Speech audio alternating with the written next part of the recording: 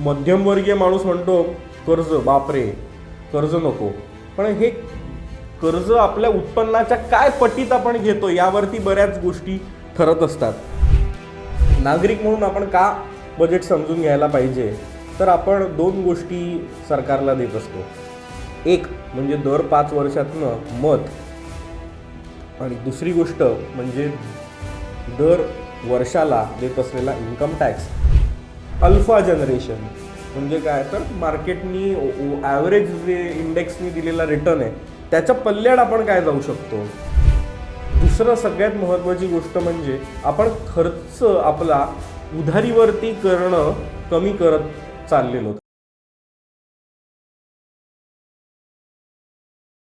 नमस्कार. बजेट आणि गुंतवणुका या विषयावरती हा मी घेतलेला कार्यक्रम आहे आणि हा ऑनलाईन झाला होता, पण याचा व्हिडिओ तुमच्यासाठी खास आपल्या या यूट्यूब चॅनलवरती पाहता येणार आहे. बजेट हे गुंतवणूकदारांसाठी अत्यंत महत्त्वाची दिशा देत असतं, ज्यामधनं आपल्याला मोठ्या गुंतवणूक संधी कुठे बरं लपलेल्या आहेत याचा मागोवा घेता येणं बजेटमधनं शक्य आहे. सो हा व्हिडिओ नक्की बघा. सगळ्यांचं खूप खूप स्वागत. बजेट आणि गुंतवणुका हा अतिशय महत्त्वाचा विषय आहे आणि बजेट प्रत्येक नागरिकांनीच आपण समजून घेणं हे अतिशय महत्त्वाचं असतं. तसंच गुंतवणूकदार म्हणून ही गोष्ट समजून घेणं तर अधिक जास्त महत्त्वाचं आणि इंटरेस्टिंग असतं. नागरिक म्हणून आपण का बजेट समजून घ्यायला पाहिजे, तर आपण दोन गोष्टी सरकारला देत असतो. एक म्हणजे दर 5 वर्षातनं मत, आणि दुसरी गोष्ट म्हणजे दर वर्षाला देत असलेला इन्कम टॅक्स, आणि अगदी प्रत्येक क्षणालाच देत असलेला आपण इनडायरेक्ट टॅक्स. सो अशा स्वरूपात आपण सरकारला पैसे देत असतो आणि धोरणात्मकदृष्ट्या 5 वर्षासाठी आपण जे निवडून दिलेलं सरकार असतं, तर ते सरकार काही योजना आखत असतं कशा प्रकारे हे तुमचे माझे सगळ्यांचे पैसे खर्च केले जातील, जेणेकरून एक इकोसिस्टीम तयार होईल, जी एक इकोसिस्टीम आपल्या देशाला कशा प्रकारे येत्या काळात घेऊन जाणार आहे ह्याचं आपल्याला अनेक गोष्टींवरती आपल्याला माहिती मिळत असते. सो ह्या 3 महत्त्वाचे भाग असतात. एक पहिला भाग म्हणजे आकडेवारी. बजेट आपल्याला खूप महत्त्वाची आकडेवारी देते. त्या आकडेवारीचे राजकीय दृष्टिकोनातनं भूमिका काय आहे सरकारची ही गोष्ट आपल्याला कळत असते. आणि तिसरं म्हणजे देश विकासाच्या कल्पना या बजेटमधनं मांडलेल्या असतात. सो या सगळ्या गोष्टी आपल्या भूमिकेशी पटणाऱ्या आहेत नाही आहेत हे पाहून दर 5 वर्षानंतर आपण निवडून द्यायच्या सरकारसाठी आपण घेत असलेला जो निर्णय आहे तो योग्य आहे नाही योग्य, आपल्याला दुसरं सरकार निवडून द्यायचं, या सगळ्याबाबत आपण ठरवू शकतो. आपल्याला पटतंय की नाही पटत हे ठरवता येतं. गुंतवणूकदार म्हणून यामध्ये सगळ्यात महत्त्वाची भूमिका अशी आहे की जर सरकार ज्या प्रकारात खर्च करत आहे त्या प्रकारे मी जर माझ्या गुंतवणुका प्लॅन करत असेल, म्हणजे मोठ्या प्रमाणात सरकार जिथे काही योजना आखतंय किंवा ज्या प्रमाणात मोठ्या प्रमाणात खर्च ज्यात तरतुदी केलेल्या आहेत त्या संबंधित सेक्टर्समध्ये जर मी माझ्या गुंतवणुकांचं नियोजन दीर्घ मुदतीच्या काळासाठी म्हणून केलं, तर मला एक ॲव्हरेज मार्केटचा मिळणारा परताव्याच्या पलीकडचा परतावा हा मिळत असतो. हे मी गेल्या माझ्या काही वर्षाचा जो अनुभव गुंतवणूक क्षेत्रामध्ये आला आहे त्यावरनं मी ठामपणे सांगू शकतो की तुम्हाला ज्याला म्हटलं जातं की पोर्टफोलिओमध्ये अल्फा जनरेशन म्हणजे काय, तर मार्केटनी ॲव्हरेज जे इंडेक्सनी दिलेला रिटर्न आहे त्याच्या पल्ल्यात आपण काय जाऊ शकतो. तर ते जाण्यासाठी सरकारची बजेटमधली पावलं ओळखून आपण आपल्या गुंतवणुकांचं नियोजन केलं तर हे एक अतिशय महत्त्वाचं पाऊल ठरतं. आपण पहिल्या भागात आकडेवारी म्हणजे फिस्कल पॉलिसीकडे पहिल्या भागात नीट पाहून घेऊया, म्हणजे आपल्याला लक्षात येईल ही आकडेवारी आणि यामधनं नक्की सरकार काय सांगू पाहतंय काय करू पाहतंय हे समजणं खूप इंटरेस्टिंग आहे. त्यामध्ये सगळ्यात महत्त्वाची गोष्ट आहे ती म्हणजे कर्ज. सो आता हे आपलं अख्खं टोटल बजेट जर आपण बघितलं ते 53.47 लाख कोटींचं आपलं टोटल बजेट आहे 53.47 लाख कोटी रुपयांचं. आता लाख कोटी म्हटलं की तर सामान्य माणसाची थोडीशी गडबड होते. आपण हा आकडा 2 मिनिटासाठी बाजूला ठेवूया आणि 53.47 लाखाचं जर खर्च एखाद्या वर्षामध्ये एखादं कुटुंब करायचं म्हणत असेल तर कसं आहे, अशा दृष्टिकोनातनं जर तुम्ही पाहाल तर या गोष्टी सोप्या पद्धतीने कळतील. आता 53.47 लाख कोटीपैकी आपल्याला 17.2 लाख कोटी हे कर्ज रूपात उभे करायचे आहेत आणि 36.5 लाख कोटी हे आपल्याला करातनं वेगवेगळ्या सरकारच्या उत्पन्नातनं हे 36.5 कोटी मिळणार आहेत. तर विचार केला तर 36.5 लाख रुपयाचं पॅकेज असलेल्या व्यक्तीला 17.2 लाखाचं जर कर्ज वर्षभरात घ्यावं लागत असेल तर हे काही फार मोठं कर्ज आहे असं नाही आहे. म्हणजे आपल्या टोटल GDPच्या म्हणजे आपल्या सगळ्या लोकांच्या उत्पन्नाच्या क्षमतांच्या तुलनेत जर ह्याचा विचार केला तर हे 56.1% आहे आणि हे आपल्याला हळूहळू 50%वरती आणायचं आहे असं सरकारचं म्हणणं आहे. म्हणजे फिस्कल पॉलिसी ही आपल्याला अशी करायची की जेणेकरून आपल्याला कर्ज कमी कमी घेत जाण्याचा ट्रेंड आपण एस्टॅब्लिश करतोय. आता आपण हे का करतोय तर लक्षात घ्या, आपल्याला मिळत असलेलं कर्ज आहे तर त्या कर्जामध्ये फक्त 4.5% हे आपण एक्सटर्नली म्हणजे विदेशातनं कर्ज उभं करत असतो.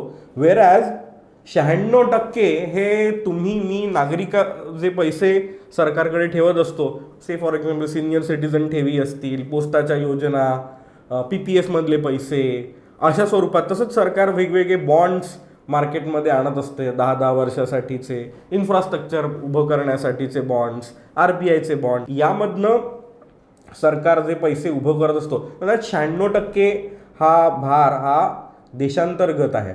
आता 4-4.5%च आपण का उभं करतोय तर आपलं पतमानांकन म्हणजे एखाद्याला क्रेडिट देताना जे पाहिलं जातं की तुझा सिबिल स्कोअर काय आहे बाबा, तर तसा सिबिल स्कोअर भारताचा जर बघितला आपण तो BBB- अशा स्थितीत म्हणजे 5व्या-6व्या लेवलवरती आहे.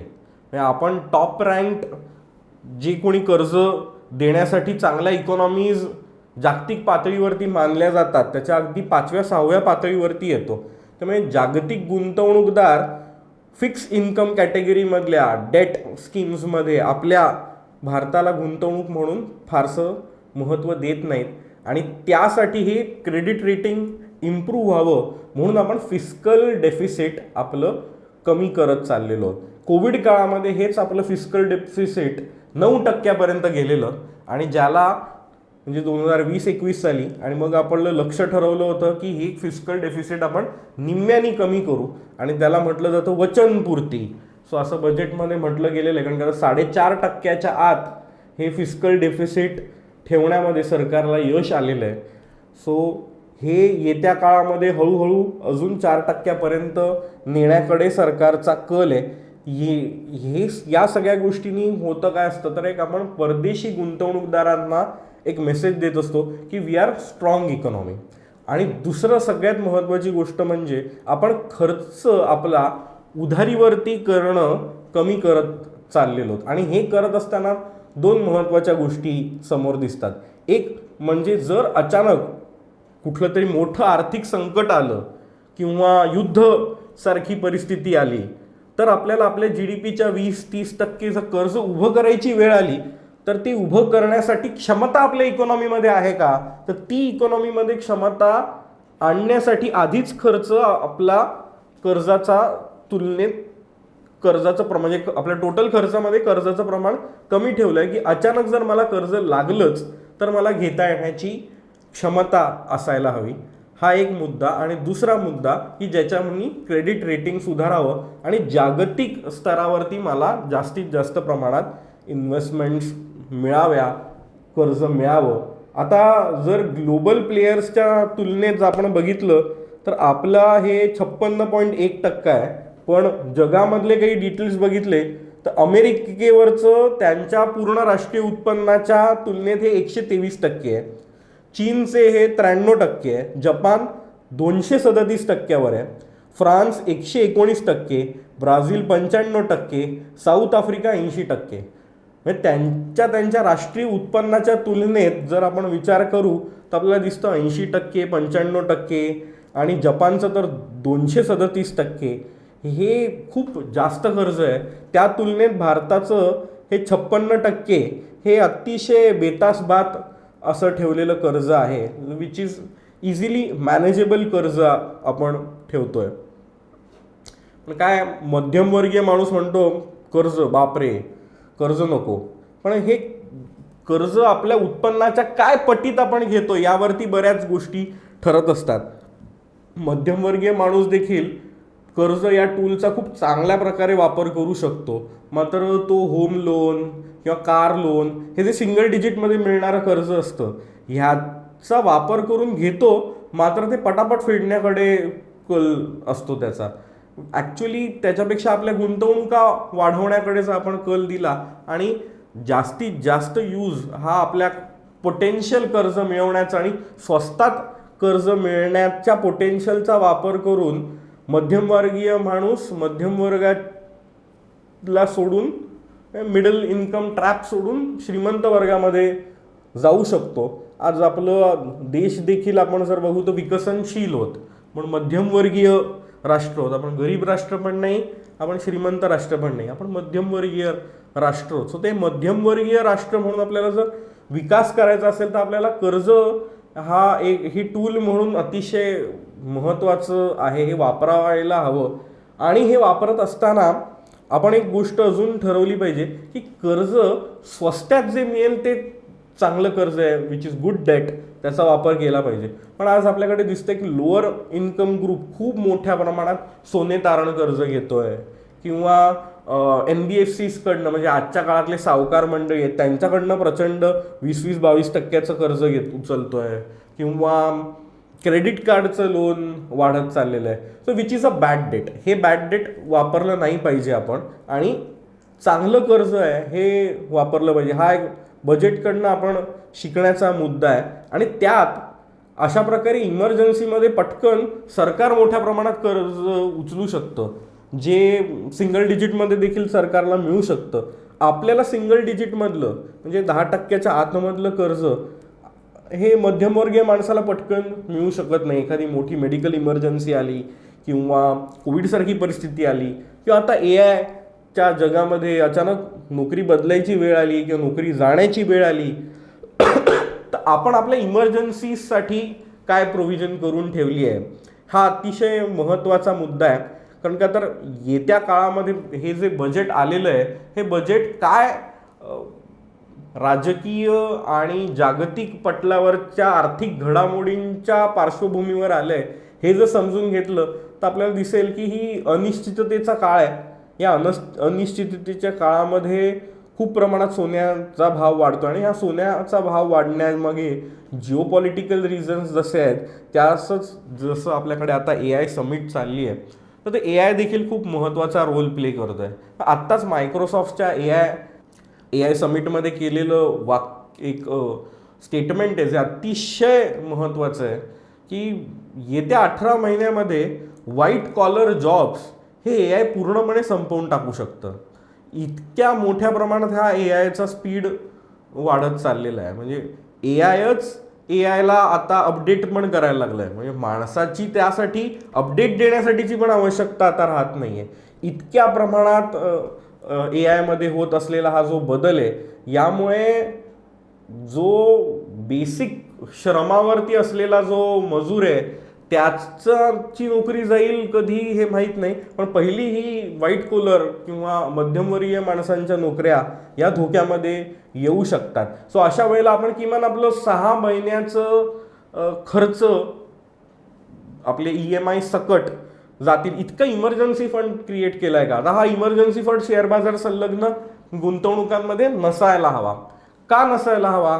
कारण जर एखादी अशी मोठी घटना घडली तर इक्विटी मार्केट शेअर बाजार हा पहिला 30-40% खालती जातो. आता तो पण 30-40% खालती गेला आहे, आणि त्याच वेळेला मला पैशाची पण गरज आहे, आणि हेच पैसे मी ठेवले होते दीर्घ मुदतीच्या माझ्या काही उद्दिष्टांसाठी. मुलीचं लग्न असेल, माझं रिटायरमेंट असेल, मुलाचं शिक्षण असेल, जे काही दीर्घ मुदतीचे म्हणून मी ठेवलेले आहेत तर ते डिस्टर्ब होतात आणि 100 रुपयाची गोष्ट अगदी 50 आणि 60 रुपयावरती मला विकावी लागते आणि आत्ता सध्याचं सर्वायवलला तोंड द्यावं लागतं, कारण का तो बचेंगे तो और भी लढेंगे.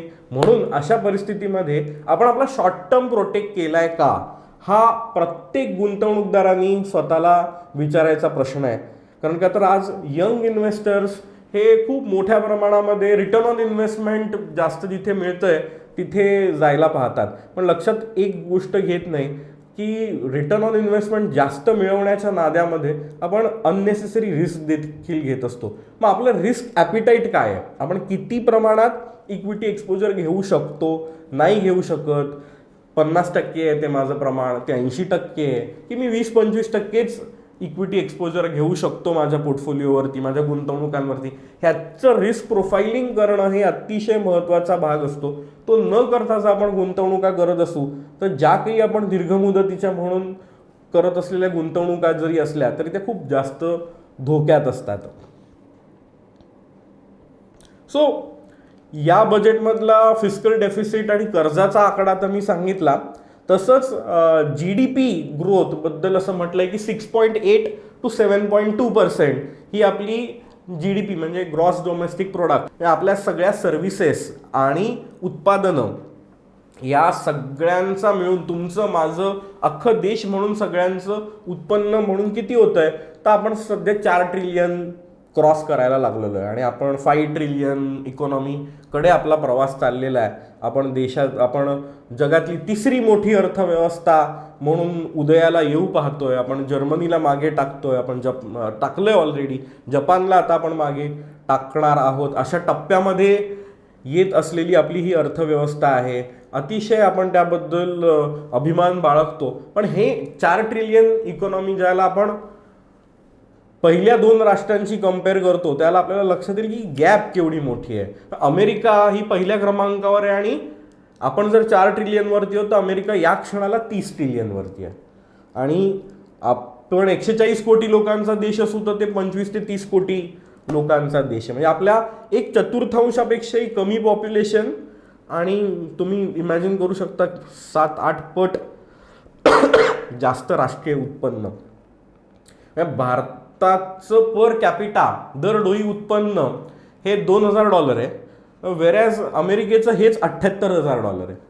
म्हणजे आपण किती पट अजून डेव्हलप होण्याच्या स्थितीत मागे आहोत हे आपल्याला दिसून येतं. आणि अगदी चीन देखील आपल्या इतकंच पॉप्युलेशन असलेला देश जरी असला तरी चीनची अर्थव्यवस्था देखील 20 ट्रिलियनची आहे.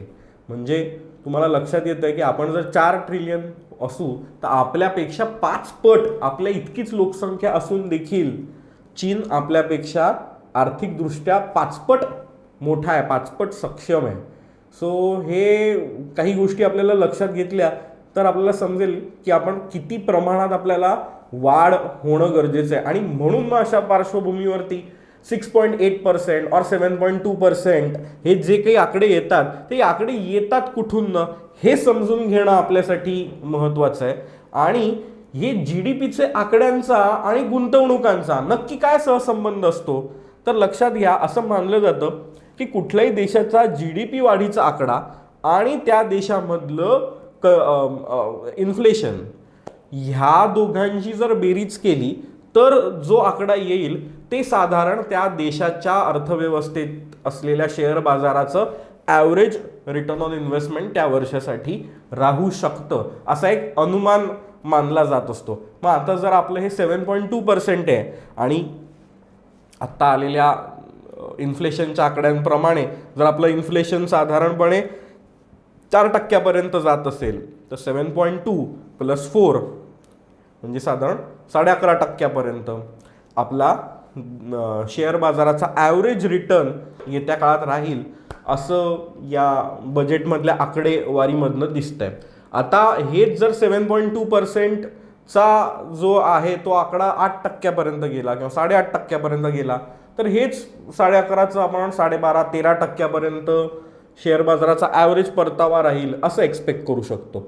आणि यामध्ये इन्फ्लेशन हा देखील एक महत्त्वाचा रोल प्ले करत असतो. आता इन्फ्लेशनमध्ये आपल्याला खूप मोठ्या प्रमाणात क्रूड ऑइल आणि त्याचे जे आपण पाहतोच आहोत की अमेरिकेकडनं घ्यायचं का रशियाकडनं घ्यायचं की अजून कोणाकडनं आपण इराणकडनं घ्यायचं नाही घ्यायचं, ह्याबाबत सगळे जे चालू असलेले वाद आहेत त्या सगळ्याचा खूप इम्पॅक्ट येत असतो. तर हे GDPचे सगळ्यात महत्त्वाचे कंपोनंट काय असतात आपल्या इकॉनॉमीचे, हे जर आपण नीट समजून घेतलं तर बजेट आणि या बजेटमध्ये त्याच्या मागे दडलेली इकॉनॉमिक भूमिका काय आहे हे समजणं इंटरेस्टिंग होईल.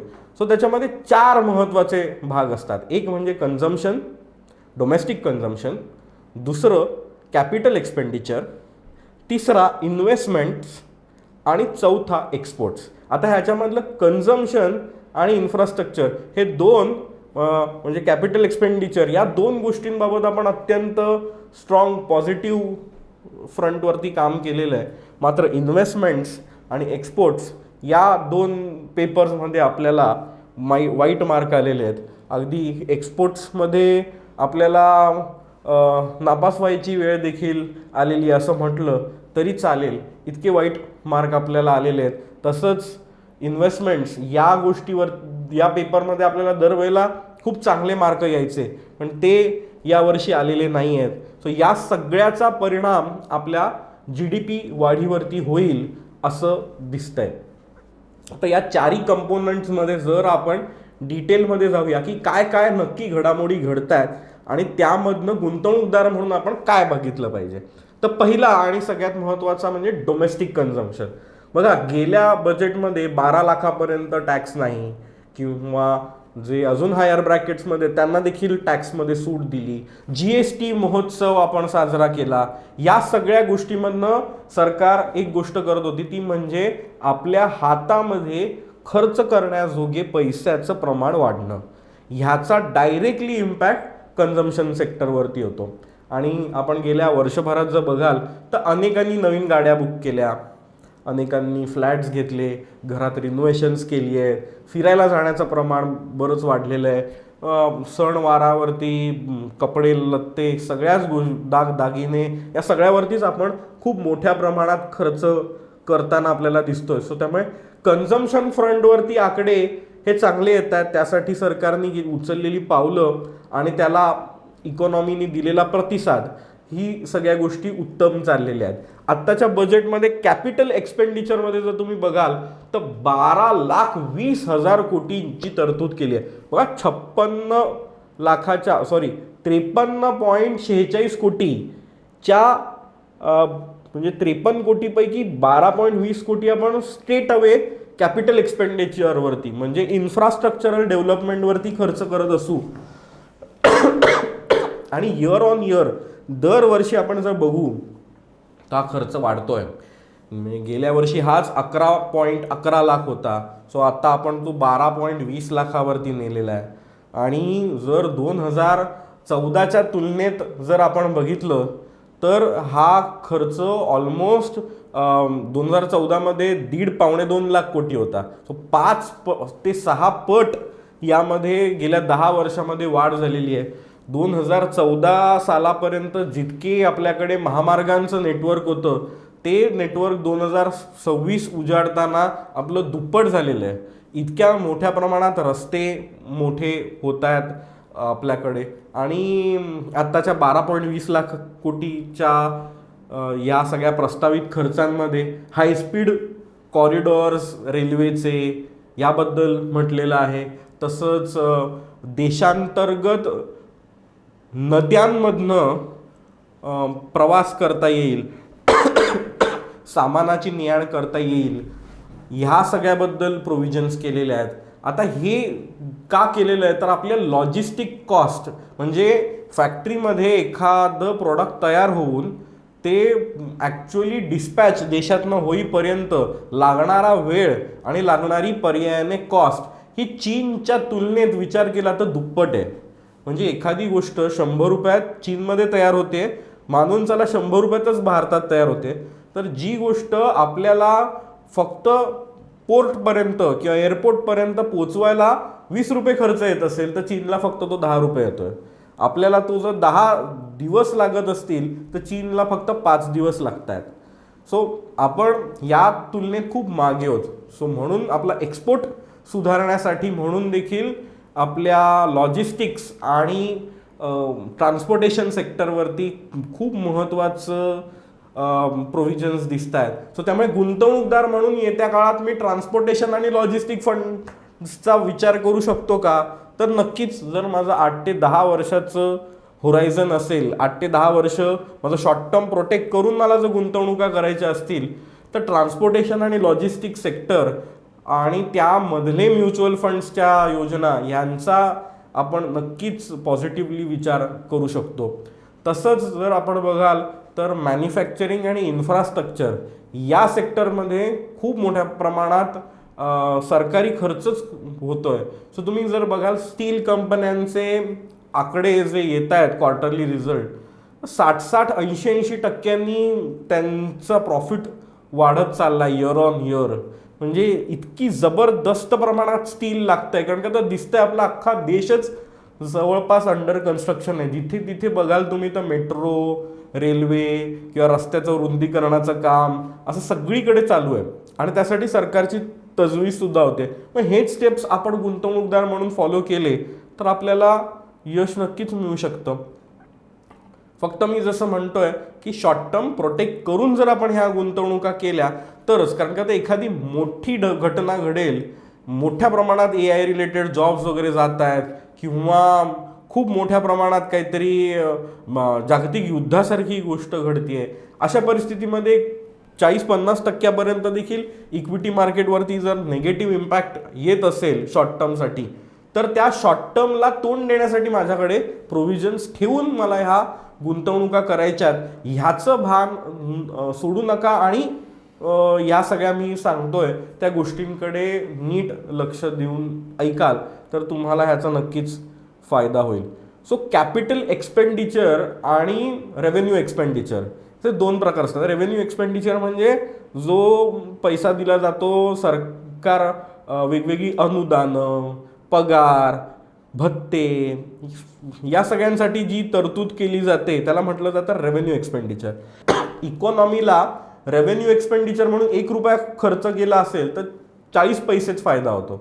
वेअर ॲज कॅपिटल एक्सपेंडिचर म्हणजे इन्फ्रास्ट्रक्चरल गोष्टींसारख्या खर्चांमध्ये ज्याला 1 रुपया जातो त्याला त्याचा इकॉनॉमीवरती इम्पॅक्ट हा 2.46% म्हणजे ऑलमोस्ट 2.5 पट इम्पॅक्ट येतो. 1 रुपया जरी खर्च केला तर इकॉनॉमीला त्याचा 2.5 रुपयाचा फायदा हा रिपलिंग इफेक्ट म्हणून मिळतो. कारण का हे पैसे अनेक जणांच्या हातातनं जातात, त्यातनं जी सोयी सुविधा तयार होते त्यामधनं तुमचा प्रवास खर्च, प्रवास वेळ, बऱ्याच गोष्टींची बचत होते, त्याचा राष्ट्रीय उत्पन्नामध्ये अजून फायदा होतो, तुमचं उत्पन्न पर्यायाने वाढतं.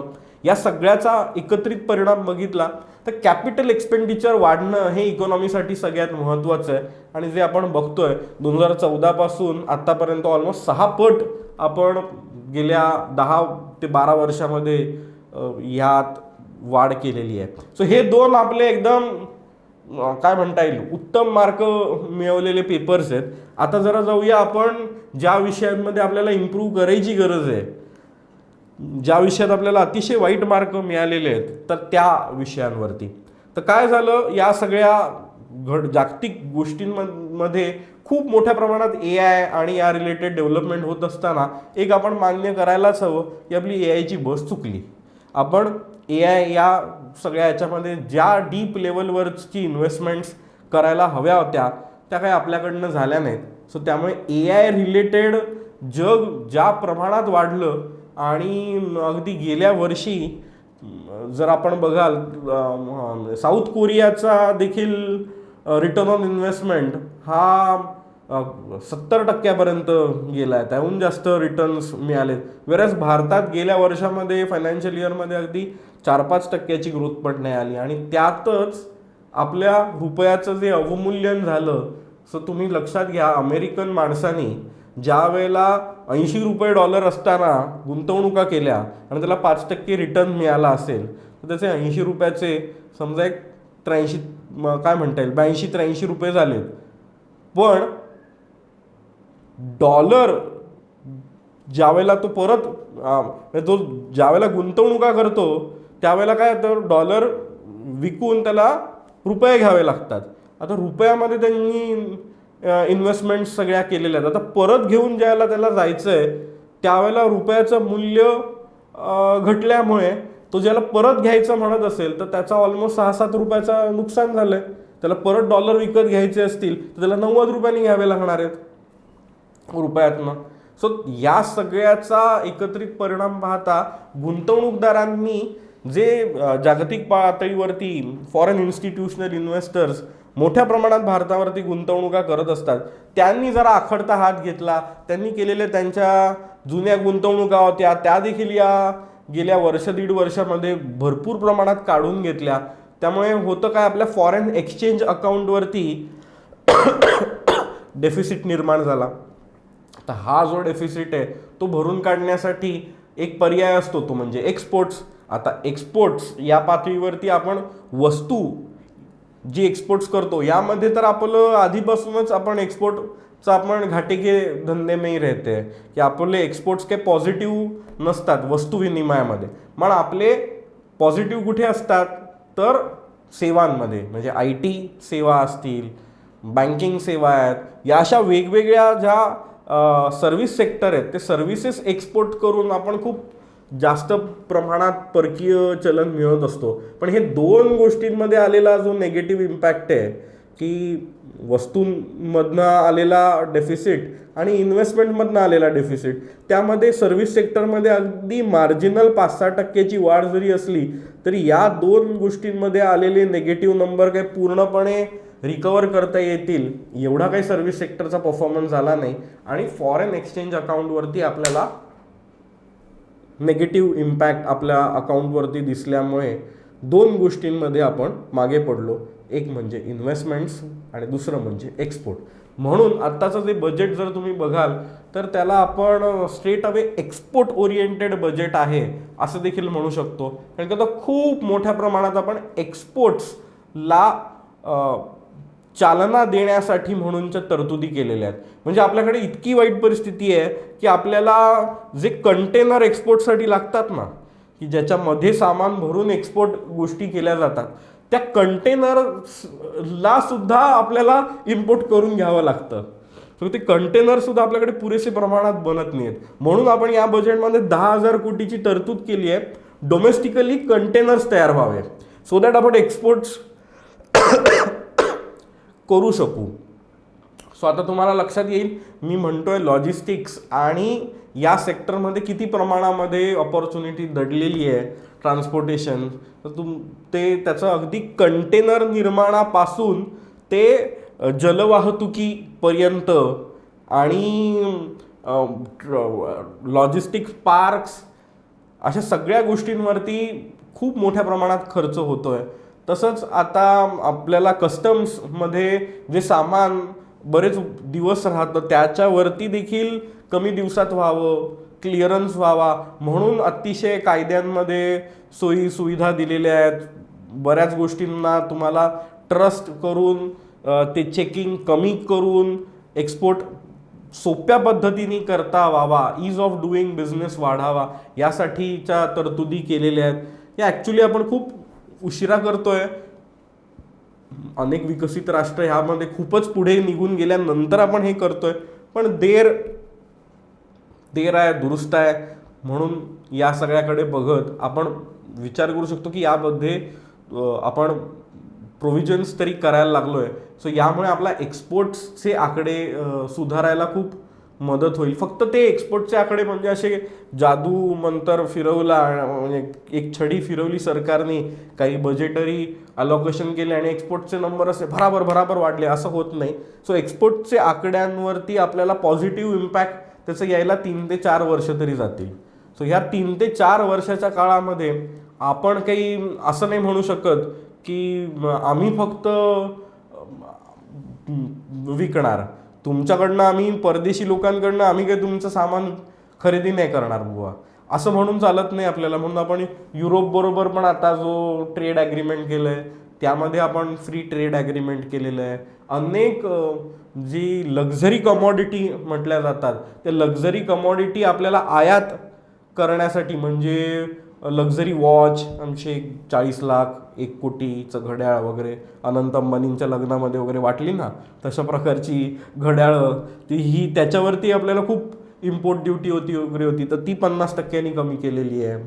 तसंच लक्झरी पर्सेस म्हणजे असे सेलिब्रिटीज आणि ब्रँडेड पर्सेस 40-40, 50-50 लाखाच्या पण असतात. सो अशा पर्सेसवरची सुद्धा आपण ड्युटी 50% कमी केलेली आहे. फक्त परदेशी मद्यावरती आपण त्याला बाजूला ठेवलेलं आहे सध्या. तर बघूया EU बरोबरचे डील्स आणि हे काय होत आहेत त्यावरनं त्यात काय प्रोव्हिजन आहे का. बट सध्या तरी मद्याला त्यामधनं बाजूला ठेवलेलं आहे. लक्झरी कमॉडिटीजवरचा टॅक्स कमी केलेला आहे, जेणेकरून आपण पण टॅक्स कमी करत असू तर त्यांच्याकडनं सुद्धा आपल्यासाठी लागणारा, त्या गोष्टींसाठी बनवण्यासाठी लागणारा कच्चा माल त्याची डिमांड वाढावी. सो म्हणून त्यांना खुश करण्यासाठी आपण ह्या अशा काही प्रकारचे प्रोव्हिजन्स केलेले आहेत. सो ह्या 4 गोष्टींमधनं आपल्याला दिसतं की एक्सपोर्ट, इन्व्हेस्टमेंट, कॅपिटल एक्सपेंडिचर आणि डोमेस्टिक कन्झम्पशन. सो हे जर सगळे व्यवस्थित गोष्टी, पहिले 3 आकडे नीट येत असतील, एक्सपोर्ट्सचे, कॅपिटल एक्सपेंडिचर, डोमेस्टिक कन्झम्पशन, तर परदेशी गुंतवणूकदार मोठ्या प्रमाणात आकर्षित होत असतात आपल्याकडे. सो या परदेशी गुंतवणूकदारांना जर आकर्षित करायचं असेल तर या 3 गोष्टींवरती सरकारला महत्त्व द्यायचं आहे. आणि त्यासाठी म्हणून ज्या ज्या काही पावलं उचलावी लागत आहेत तर ती पावलं यात उचललेली आहेत. बघा हे आत्ताचं बजेट आहे ना, हे अजिबातच असं इंटरेस्टिंग बजेट नाही आहे. म्हणजे मध्यम वर्गाला मोठ्या प्रमाणात टॅक्स कन्सेशन्स वगैरे हे गेल्या बजेटमध्ये देऊन झालेलं आहे. आत्ताचं जे बजेट आहे हे आपल्याला सरकारने 3 कर्तव्य त्यांची सांगितली आहेत.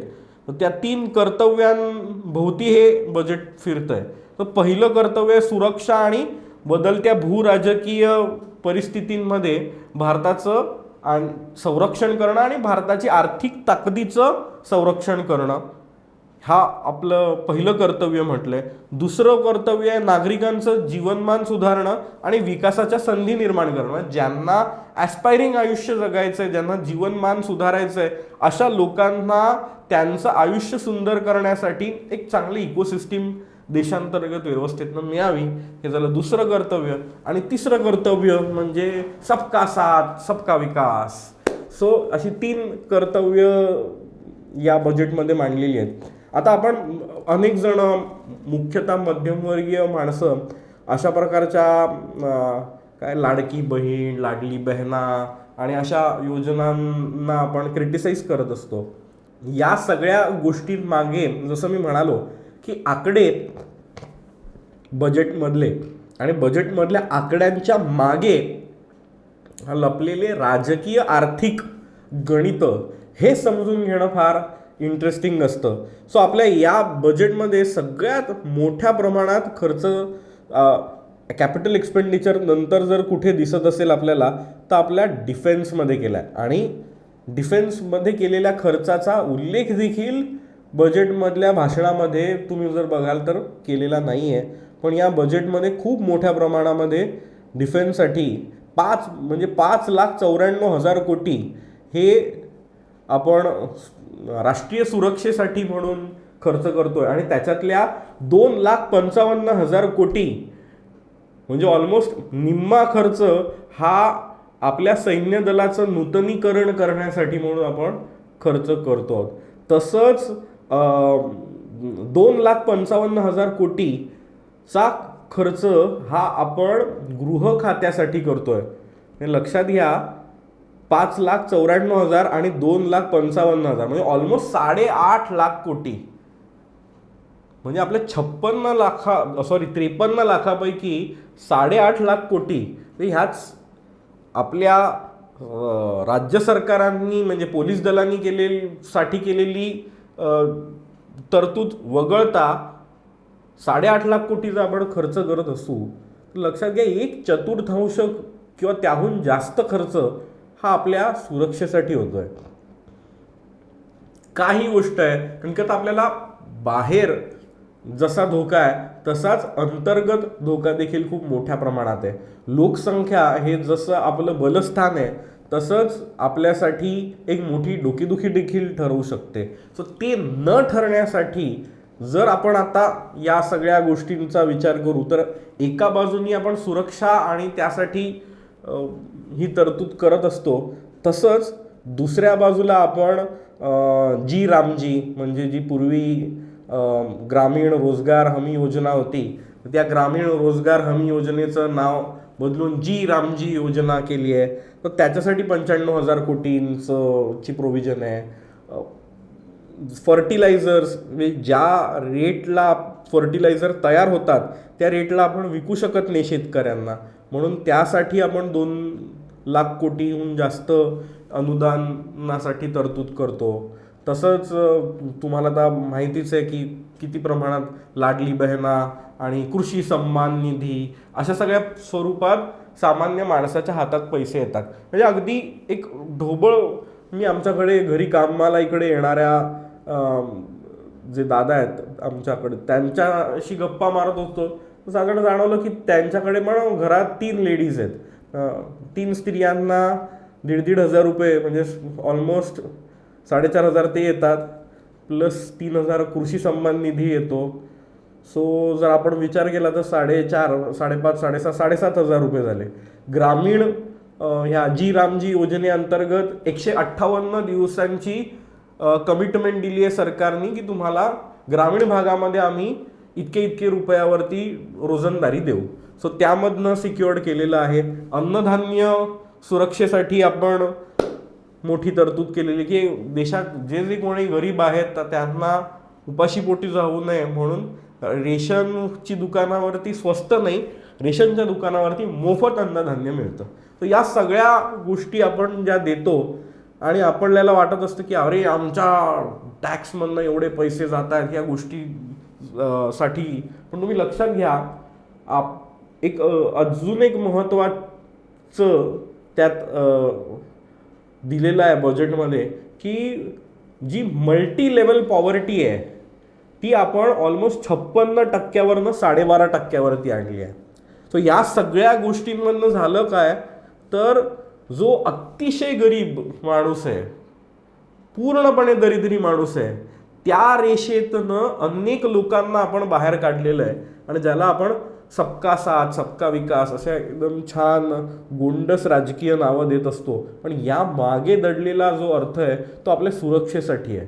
तुम्ही लक्षात घ्या, ज्यांचं उत्पन्न 1 कोटीहून जास्त आहे अशा लोकांना वेगवेगळे प्रगत देश जे आहेत ते रेड कार्पेट घालून बोलवणार आहेत, पण सामान्य मध्यमवर्गीय माणसांना शेख हसीनांसारखं हेलिकॉप्टर घेऊन कोणी बोलवू शकत नाही. सो जो गरीब माणूस आहे तो आंदोलक झाला तर तो आंदोलनामध्ये वगैरे तो दगड बिगड घेऊन दंगेखोर होऊ शकतो, पण आणि श्रीमंत माणूस तर देश सोडून जाऊ शकतो. मध्यम वर्गाचं काय, ज्यांचं उत्पन्न 10 लाख वर्षाचं, 20 लाख, 25 लाख, ज्यांचं उत्पन्न मानून चाला 1 कोटीच्या आतमध्ये वार्षिक, जर भयंकर परिस्थिती निर्माण झाली जी आपल्या शेजारी राष्ट्रामध्ये बांगलादेशसारख्या देशांमध्ये अशी आता होऊन गेली, तर हे का होते तर जे सगळ्यात जास्त गरीब आहेत त्यांच्याकडे काही गमवायलाच नसतं. सो त्यांच्याकडे ज्यांना काही गमवायलाच नाही आहे तो माणूस खूप जास्त धोकादायक ठरू शकतो. आता तुम्ही लक्षात घ्या, ग्रामीण भागामध्ये असे 7,000-7,500 रुपये घरामध्ये येत आहेत, अन्नधान्य मिळतं आहे आणि आजूबाजूला कुठे काही रोजगाराच्या अगदी स्विगी झोमॅटो किंवा डिलिव्हरी बॉय म्हणून काम, या सगळ्यामधनं एक छोटेफार नोकरी, या सगळ्यामधनं एक महिन्याला 12-15 हजार रुपये तरी घरात येत असतील तर माणसाची जर कुठं मोठं काहीतरी आंदोलन होतंय, चलो दिल्ली वगैरे घोषणा आली तर 10 लोक निघाले असते, त्याच्यातले 5-6 जण म्हणतात चाललंय आपलं ते बरं चाललंय, कशाला आयुष्य डिस्टर्ब करा. म्हणजे त्यांची आंदोलन करण्याची, अशा प्रकारे दंगली करण्याची जी क्षमता आहे ती क्षमता यामधनं तोडून काढली जात असते. So both way we do provisions की एका बाजूनी त्यांना दिसतं की जर आंदोलन वगैरे काही केलं तर पोलिसांचे दंडे पण खावे लागतील, डोकं बिकं फुटेल ती गोष्ट वेगळी, आणि जे चालू आहे ही लाडकी बहीण म्हणून घेतोय आपण, तर ती सरकारच्या आपण नावडत्या बहिणी झालो तर प्रॉब्लेम होईल. सो म्हणून या सगळ्या ह्याच्यामध्ये आपण टॅक्स पे करत असताना एक पॉझिटिव्हली या सगळ्याकडे जर बघितलं की ही आपल्यासाठी, आपल्या प्रोटेक्शनसाठी ही तरतूद होतीये, तर आपण जी गोष्ट भरायचीच आहे, ज्याच्यामध्ये आपल्याला काहीही आपण चिडचिड करून रागराग करून काही मिळणार नाहीये, तर अशा पद्धतीला आपण पॉझिटिव्हली घेतलं पाहिजे. आणि गुंतवणूकदार म्हणून तर आपण बजेट बाबत विचार करताना खूपच असं कुशलतेने विचार केला पाहिजे. त्याच्या मागच्या राजकीय आर्थिक प्रेरणा काय आहेत ह्या गुंतवणूकदार म्हणून बघितल्या पाहिजेत. इथे फक्त आपण व्हिक्टीम चेअर पकडून मी कसा बिचारा, मायबाप ते सरकार आणि मला काहीतरी द्या, अशा प्रकारचा विचार हा गुंतवणूकदारांना शोभत नाही. सो त्यामुळे गुंतवणूकदार म्हणून या सगळ्याकडे आपल्याला एक पॉझिटिव्हली या सगळ्या गोष्टींकडे बघायला हवं. आणि अनेकांची तक्रार आहे की सिक्युरिटी ट्रान्झॅक्शन टॅक्स वगैरे वाढवला, तो तर सरकार वाढवणारच आहे. सरकारला असं गॅम्बलिंग स्टॉक मार्केटमध्ये होऊन परदेशी पैसा भारतीय सामान्य माणसाचा जातोय, छोट्या कॅपॅसिटीतल्या लोकांचा त्यामध्ये जातोय, तर ते होऊ नये. ट्रेडिंग आणि या गोष्टी या मोठ्या प्रमाणात ऑर्गनाइज्ड प्लेयर्सच्या हातात डेरिव्हेटिव्ह मार्केट म्हणून राहाव्या. किंवा डेरिव्हेटिव्ह मार्केट हे हेजिंगसाठी तयार झालेलं आहे की मोठे मोठे जे हजार कोटींचे पोर्टफोलिओ आहेत, तर त्यांना कुठल्याही कंडिशनमध्ये मार्केट वाढो नाही तर मार्केट पडो, मला माझ्या गुंतवणुका सेफ करायच्यात. सो त्या पोझिशनसाठी म्हणून मी माझ्या फंडासाठी जे काय म्हणतात बॉडीगार्ड्स नेमलेले आहेत, तर त्या बॉडीगार्डशी मी युद्ध करीन आणि डेली 2,000-3,000 काहीतरी कमवीन, अशी स्वप्न बघणारी जी मंडळी आहेत, तर सेबीच्या आकड्यांप्रमाणे ते पैसे कमवण्यापेक्षा पैसे गमावतायतच. आणि हसत हसत आपण फॉरेन इन्स्टिट्यूशनल इन्व्हेस्टर्सना हे पैसे त्या बॉडीगार्ड त्यांना लुटून काढतायत. सो हे पहिलं थांबलं पाहिजे. म्हणून त्याच्यावरचा सिक्युरिटी ट्रान्झॅक्शन टॅक्स आणि अनेक गोष्टी या वाढवल्या गेलेल्या आहेत. जे काही गेल्या वर्षी टॅक्स स्लॅब होत्या तशाच टॅक्स स्लॅब्स ठेवलेल्या आहेत. कॅपिटल गेन आणि सगळ्या ज्या गोष्टी जशा होत्या तशाच स्वरूपात आपल्यासाठी आहेत. वेगळ्या काही त्यासाठी तरतुदी केलेल्या नाही आहेत. दुसरं अतिशय महत्त्वाचं, जिथे आपल्याला खूप मोठ्या प्रमाणामध्ये गुंतवणूक संधी आहे, असा एक टॉपिक म्हणजे एनर्जी सेक्टर. बघा, लक्षात घ्या, आपल्याला हे ऑइल इकडनं इम्पोर्ट करा का नका करू, या सगळ्यावरचा जो कंट्रोल अमेरिकेचा चालला आहे, हे सगळं जर आपल्याला नको असेल तर आपल्याला ऊर्जा सुरक्षा हा अतिशय महत्त्वाचा मुद्दा आहे. आणि गेल्या वर्षीच्या बजेटमध्ये त्याच्यासाठी 78,000 कोटीची तरतूद होती, ती वाढवून आपण 1,30,000 कोटीची तरतूद केली आहे. तर किती मोठ्या प्रमाणात जंप यामध्ये दिसतेय की आपल्याला ऊर्जा सक्षम व्हायचं आहे. त्यासाठी काही वर्षापूर्वीच सरकारने सौर पॅनल्सची योजना जाहीर केलेली, आपल्यातल्या अनेकांनी त्याचा लाभ घेतलेला आहे. सरकारचं लक्ष आहे की 2027 पर्यंत 1 कोटी घरांवरती ही जर सौर पॅनल्स झाले. प्रोव्हिजन फार महत्त्वाचे आहेत, कारण का तर पण ऊर्जा सुरक्षिततेकडे आपण चाललेलो आहोत. सो हे झालं सौर ऊर्जेबद्दल मी म्हणालो. सो त्याच्यासाठी ते पॅनल्स बनवण्यासाठी ज्या काही गोष्टी इम्पोर्ट कराव्या लागतात त्याच्यावरची इम्पोर्ट ड्युटी आपण माफ केलेली आहे, की जेणेकरून हे सौर पॅनल्स जे आहेत ते त्याची कॉस्ट कमी होईल, जास्तीत जास्त लोकांना हे परवडेल घरावरती सौर पॅनल्स लावण्यासाठी. हा व्हिडिओ जर तुम्हाला आवडला असेल तर लाईक करा, चॅनलला सबस्क्राईब करायला विसरू नका. आणि बजेटबाबत तुम्हाला काय वाटलं, तुमचं ओपिनियन काय आहे, गुंतवणुकीच्या संधी अजून कुठे कुठे लपलेल्या आहेत, हे कमेंट करून नक्की सांगा. मी तुमच्या प्रत्येक कमेंट ह्या पर्सनली वाचत असतो आणि त्यातनंच आपल्याला संवाद साधायला मिळतो. मित्रांनो, पाहत राहा व्हिडिओज आणि तुमच्या प्रतिक्रिया देत राहा. धन्यवाद.